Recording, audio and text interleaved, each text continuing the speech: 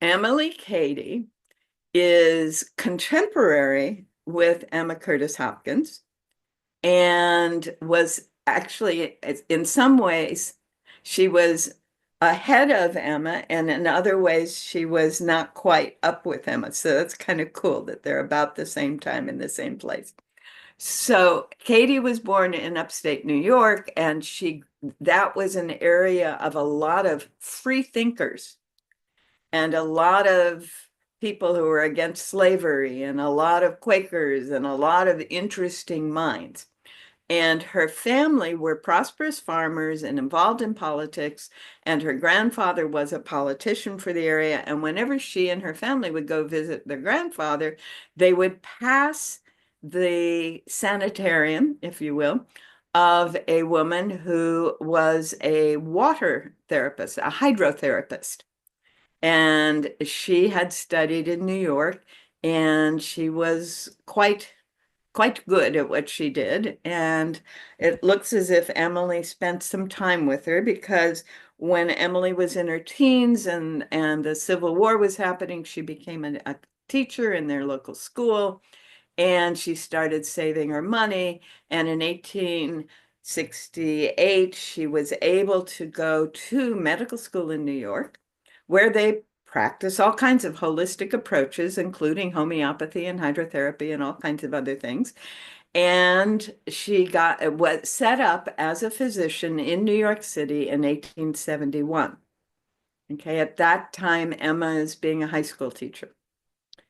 Emily never married, and I believe she is of the same family as Elizabeth Cady Stanton and was very much influenced by the women's movement that Stanton and Susan B. Anthony created. So Emilie Cady is being a physician. She's working out of an apartment in New York City, and she's quite successful for the time and the place. But people are not being permanently cured. She's able to undo their symptoms. She's able to help them get over things. And she starts to wonder if there isn't another way. She goes studies, and poor Michael, he just heard this last Tuesday. But she goes to study, she hears about this guy who's preaching on the street corners in New York, and his name is Simpson. And she goes and she pays attention, and she sees faith healings happening. And she's fascinated. And she follows up. And for a little while, he's actually not far from her apartment, so she can sneak out and go, see what he's up to in and around and between patients. And she learns a couple of things. And one of the things that I didn't say in the show was, one of the things that she learned was that the people who were most permanently affected by what he was doing were the people who would not let themselves think of anything except God's healing presence. And particularly, she actually quotes in the book How I Use Truth, and kind of alludes in the book The Lessons in Truth, that this uneducated woman sitting on the street listening to this man talk, who knows that if she thinks about evil, her eyes are double, they're not single. She doesn't get the effects. So she knows she has to think only about the good and not consider the possibility that there is a devil or any evil in the world. Wow. So that's one of the things that Emily experienced by hanging out, watching, and observing Reverend Dr. Simpson. She also was listening to Christian Scientists, because Mary Baker Eddy was on the planet during much of Emily's career. So she was listening to Christian Scientists, and she was seeing the effectiveness of the Christian Science practice, and she also saw there were limitations there. So some of the limitations that Cady saw there were the belief that matter doesn't exist. Okay. In the Christian Science teaching, there is no reality to matter. Now, Emma tells us, yes, there is, because spirit is everywhere. Therefore, matter is spirit, right? Matter is God made manifest. But Christian Science doesn't say that. Christian Science says matter is not real. And they do that because if there is matter we don't like, and I say it's not real, then it will go away.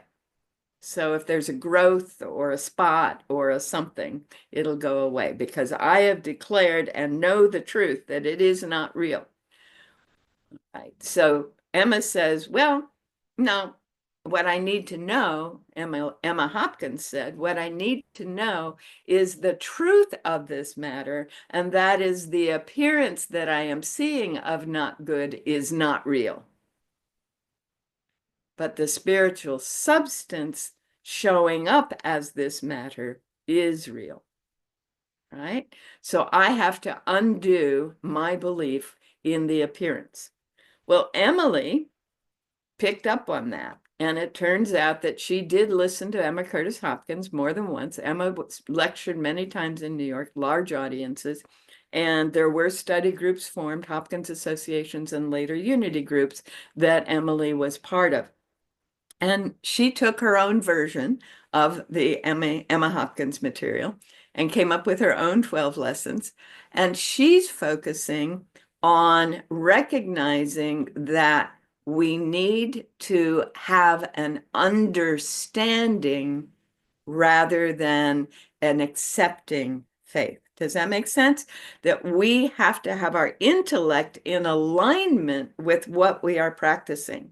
So a huge part of what Cady is about is to help us see not only, and Emma did the same thing, like she talked for hours to get people worked around intellectually to understanding this. And Emilie Cady summarized those ideas as we have to give up our blind faith and have an understanding faith. And through our understanding faith, we begin to have a breakthrough that she calls spiritual understanding. So it's a huge part of her thinking. And that breakthrough is the point at which we know there is no separation and no possibility of any experience other than God's good presence. Does that make sense? So she is using affirmations to get and study both to get to the place where we know without any intellectual questioning at all the truth about ourselves and the people we're talking to. So where someone raised in a blind faith tradition will say words they have been taught to say, Emilie Cady says, no, reason it out. Reason it out. Emma Hopkins said, reason it out. But for Emilie, it's you reason it out to the point where you're living in the truth rather than reason it out on a case-by-case basis. Is that a clear distinction? All right. So when Emilie Cady had problems, as she did, she would bring her reasoning and then she'd go into the silence and she would listen and then she would follow what the voice said. And there's two stories I want to share with you that will give you examples of how that worked. And one of them is when she began, and the same way the Fillmores did, she began to not charge for her services. And this would have been along about 1880, okay? Maybe as late as 1885. She stopped charging for her services. She'd been in business 10, 12, 15 years, had a good business, everything had gone well, but she decided that she was going to rely on what she knew to be truth, that her infinite supply is always present. So she stopped charging. She didn't have prices posted in the window. She didn't send out statements. She didn't do any of those things. I have a feeling she forgot to put out a donations jar. She didn't have any way for anyone to pay her. So for 2 years, she did this, and she did receive some income. People would give her a little something. But at the end of 2 years, she says she was literally faint for lack of food while treating her patients. And one day, she'd had enough. And she went, she did her study, and she went into the silence with a question. Why? You have promised, I have done everything. Why am I not receiving? We've all asked questions like this. It's kind of normal in our culture at some point along the way. And then she went into the silence. What came up was the sound of that inner voice saying, "Let there be light." What's that got to do with money? So she studied. She went back to the Bible. She read everything she could about that claim in the beginning of Genesis. And she realized there was a preamble to that sentence. And God said, "Let there be light." And she realized that she had given up charging for services without declaring that she had enough income to support herself. So she declared the equivalent of "let there be light" around money and never had any problems again. Right? That process was, I think, basically what she did for everything, because there's two other stories I'll share because we have time. And one of them is that she'd tripped and her ankle got really damaged and was swollen. And she was treating people on a very swollen, painful ankle. And it wasn't healing, and it wasn't healing. And she was doing all the things that she knew how to do. And we've all been there. We've all done everything we knew how to do. And we're going, how come, right? What's going on here? Mm. She needed to make a claim. She needed to make the negative claim that it was not possible for any part of her body to not be well and whole. She preceded the process with studying and getting to the point where she understood that the only truth is well-being and wholeness, and nothing else is possible. And then she went into the silence until this claim came to her awareness that nothing except wholeness and well-being can exist in omnipresent good, in the good universe, the universe that God had declared good. And the next morning, her ankle was healed. All right. The third story is her father. Emilie Cady stayed on the planet to 1941. And you may recall there was the Spanish Civil War in the 1920s and 30s. And there was the whole thing about the Spanish prisoner. That was the scam of the era, right? Getting a letter from the Spanish prisoner who had to get money in order to get out of jail.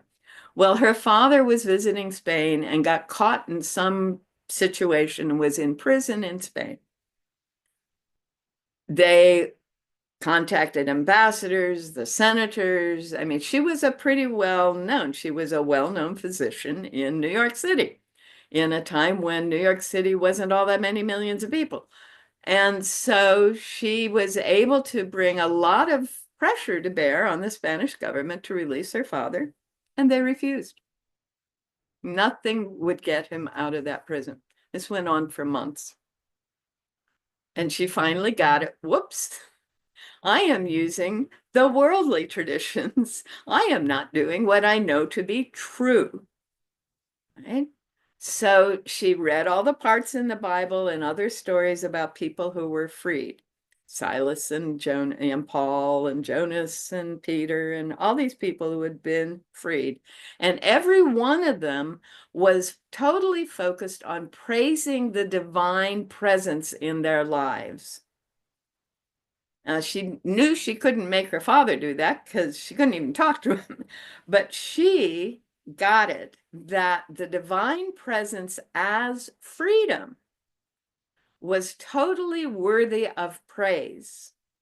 And so she filled her heart, her mind, her words with praise for that divine freedom that is what we call God is, and all the variations on that.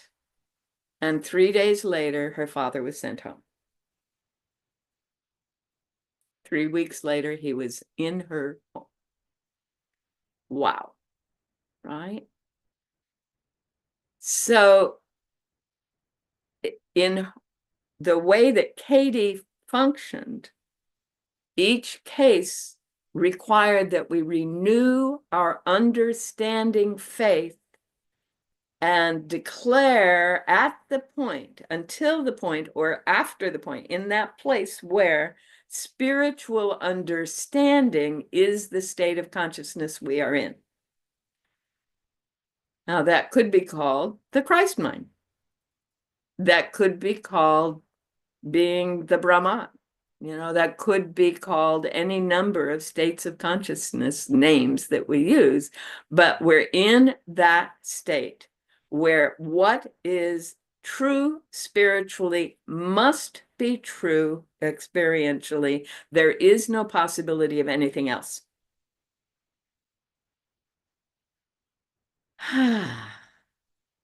She teaches study. She teaches denials. She teaches affirmations. She teaches this idea of individuality and personality. The personality is what has been trained by the culture, and it's what perceives only partially. The individuality is the spiritual essence that came into form as our infant self was forming. But the spiritual essence is always there. When we are operating at the level of personality, we're making phone calls and writing letters and such like that. When we are operating at the level of individuality, we are the one power and presence declaring it is good.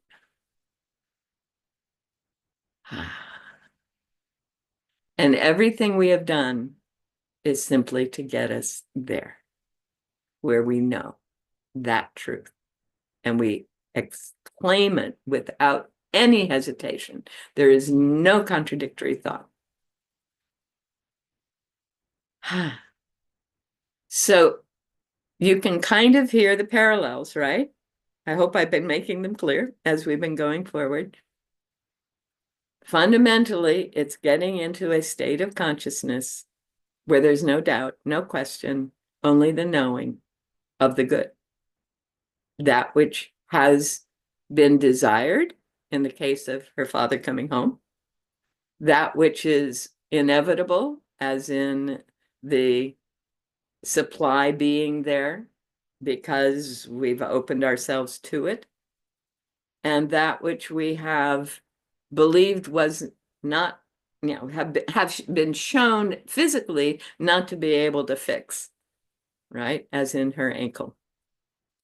She had thousands of patients. I think by the time she was done, she had 45,000 patients, something like that in New York. A lot of those were before she began to do this work. So a lot of those were homeopathic and hydropathic and all those other things that she used. But a lot of them were after she realized it was about knowing and declaring and claiming without any contradiction the truth present in this moment. Emilie Cady's work was discovered by Charles and Myrtle Fillmore. She wrote a little pamphlet about Christ, God a present help is what she called it, because that was when she was first working with the minister, Dr. Simpson. and beginning to discover how to apply the Hopkins material and the Eddy material. And then Myrtle got a hold of the pamphlet and showed it to Charles and said, I think she could write articles for us. And so she wrote an article. The first one was in 1891, and it was Finding the Christ Within. Finding the Christ Within, which was pretty heretical for the time, actually. But it was so well received that Charles asked her if she would do a series. And that's when she did the 12 articles that became the Lessons in Truth. The copies of the very first issue of the magazine that had this first article, they kept getting requests for more copies. He had to reprint the magazine several times before he realized it was that article that people wanted. So he put the article in a pamphlet, and he just printed the pamphlet and sent that. Then, they were getting the same for the second article, and then the same for the third article. And so he printed them in individual pamphlets, and then he printed them in booklets of the 3 lessons. And if you really, really look around people who've been in Unity for a very long time, like the turn of the last century, you can find the little booklets that are just a few of the 12 lessons in truth. And then finally, along about 1920, he created the book, The Lessons in Truth. Now, there was never a written agreement between the Cadys and the Fillmores because both of them had taken this vow of not doing things for the money and not charging for their services. So they were both operating on love offering basis. And the Fillmores would send money to Cady now and then, and Cady would send writings to Fillmores now and then. And after Charles turned things over to his son Lowell, Lowell contacted Cady and said, do you have anything more? And she wrote back a scathing letter. She was very haughty and very imperious. And her scathing letter was, I never intended for those teachings to be bound into a book and with numbered paragraphs. I never expected that or intended that, and I'm not sure I want to write another book for you. So he promised he wouldn't do that. So How I Used Truth came. And then later, finally, God, a Present Help was published as a book. So you can get all of those in some version of the complete works of Emilie Cady, all through Unity Press, because nobody else has ever published Emilie Cady, except that some of it I think is outside of copyright. So you are going to find it on places like Goodreads.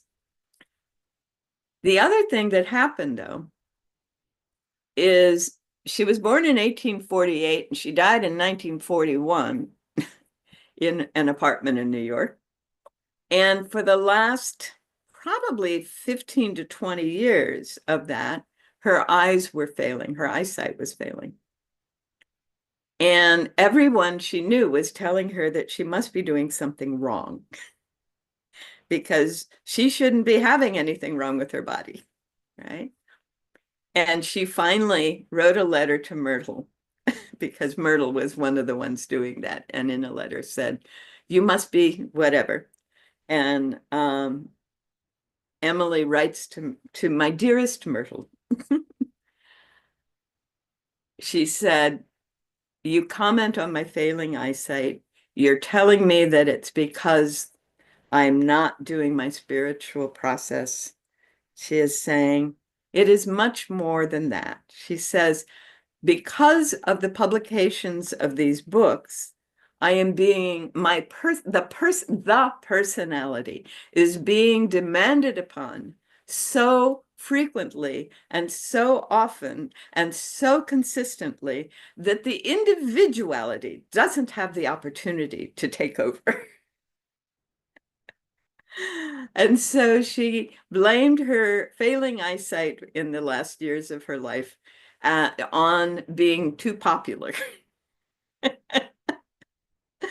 and not being able to have those long, extended periods of time when she would study and go into the silence and listen for the voice to tell her what it was that she needed to claim for her to know the truth so fully that no other experience could happen. So even to the end, she knew what it was that would solve the problem, but she didn't see how she could meet the expectations that went with being so popular. As of 1990, 1.6 million copies of The Lessons in Truth have been published. And that's on top of all the thousands before that. It's now over 2 million. And I think part of her is just beside herself still. I'd really like to find the apartment she was occupying because I'm imagining there's quite a bit of Emilie Cady in that building. That intense, powerful presence that knew that claiming the truth was what we needed to do from that place of spiritual understanding. She did go on to say, at some point, you got to give up the books. You got to give up listening to the other teachers because the truth is in us and we have to listen for that. And that's Emilie. So if you're willing to try Emilie Cady's approach, pay attention to when you're it's attempting to shift things around you from the personality, from the culturally trained mind, and when you are able to get into your individuality, that unique aspect of the holy beingness that is the source of all, because that's where the work is accomplished. So being aware of personality when I'm in it and being in individuality. How do I get there? What happened? What did I do? What did I say? What did I read? What was I experiencing in the moment? And when I'm in the individuality, that's when I can claim truth manifest in my world. So that's your homework for this week.